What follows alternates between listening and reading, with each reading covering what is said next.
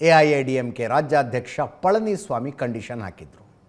B J ಪಿಗೆ ಮೈತ್ರಿ ಅನಿವಾರ್ಯ ಇದೆ ತಮಿಳುನಾಡಿನಲ್ಲಿ. 2021 ವಿಧಾನಸಭಾ ಚುನಾವಣೆಯಲ್ಲಿ ಮೈತ್ರಿ ಇತ್ತು. AIADMK ಒಂದು 66 ಕ್ಷೇತ್ರಗಳನ್ನು ಗೆದ್ಕೊಂಡ್ರೆ ಬಿ ಜೆ ಪಿ 4 ಕ್ಷೇತ್ರಗಳನ್ನು ಗೆದ್ಕೊಂಡಿತ್ತು.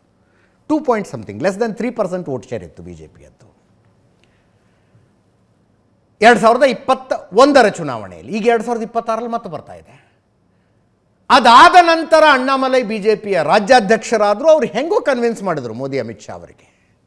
ಎಷ್ಟು ಅಂತ AIADMK ಬೆನ್ನ ಮೇಲೆ ಕೂತ್ಕೊಂಡು ಸವಾರಿ ಮಾಡೋಣ, ಅವ್ರು ನಮ್ಮನ್ನು ಹೊತ್ಕೊಂಡು ಹೋಗೋದು, ದಡ ಸೇರಿಸೋದು, ಒಂದು ಸ್ವತಂತ್ರ ಪಕ್ಷವಾಗಿ ಚುನಾವಣೆ ಎದುರಿಸೋಣ, ಅವ್ರನ್ನ ಹೊರತುಪಡಿಸಿ ಉಳಿದವ್ರು ಯಾರ್ಯಾರ ಜೊತೆಗೆ ಬರ್ತಾರೋ ಅವ್ರನ್ನ ಕಟ್ಕೊಂಡು ಚುನಾವಣೆ ಎದುರಿಸೋಣ ಅಂತ ಹೆಂಗೋ ಕನ್ವಿನ್ಸ್ ಮಾಡಿದ್ರು ಅವರು.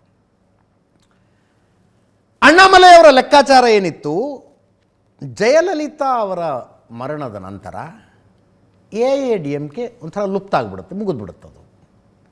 ಆವಾಗ AIADMK ಕೇಡರ್ಗಳೆಲ್ಲ ಬಿ ಜೆ ಪಿ ಕಡೆಗೆ ಶಿಫ್ಟ್ ಆಗ್ತವೆ ಅನ್ನೋ ಲೆಕ್ಕಾಚಾರದ ಆಧಾರದ ಮೇಲೆ ಮೈತ್ರಿಯನ್ನು ಕಡಿದುಕೊಳ್ಳುವ ನಿರ್ಧಾರಕ್ಕೆ ಒಪ್ಸಿದ್ರು ಅವರು ಮೋದಿ ಅಮಿತ್ ಶಾ ಅವರನ್ನು. ಸರಿ ಅಂತ ಅವರು ಒಪ್ಕೊಂಡ್ರು. ಆಮೇಲೆ ಲೋಕಸಭಾ ಚುನಾವಣೆ ಬಂತು.